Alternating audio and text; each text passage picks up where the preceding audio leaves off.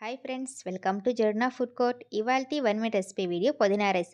ముందుగా అయితే పుదీనా ఆకులు తీసుకొని శుభ్రంగా కడుక్కొని ఒక మిక్సీ జార్లోకి వేసుకోవాలి. దాంట్లోకి పచ్చిమిర్చి, వెల్లుల్లి, అల్లం, కొంచెం వాటర్ యాడ్ చేసుకోవాలి. ఎక్కువ వాటర్ లేకుండా ఇలా మెత్తగా అయితే మిక్సీ పట్టేయాలి. మెత్తగా మిక్సీ పట్టుకున్న తర్వాత ప్యాన్ పెట్టుకొని ఆయిల్ వేసుకొని ఆవాలు, జీలకర్ర, దాంట్లోకి జీడిపప్పు కూడా వేసుకోవాలి.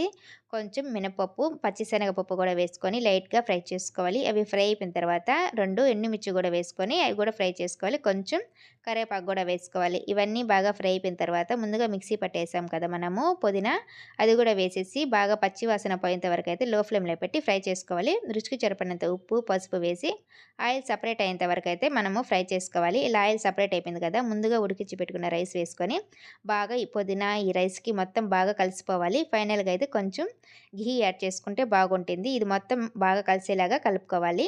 మన ఛానల్ని ఫస్ట్ టైం చూస్తుంటే సబ్స్క్రైబ్ చేసుకోండి ఫ్రెండ్స్.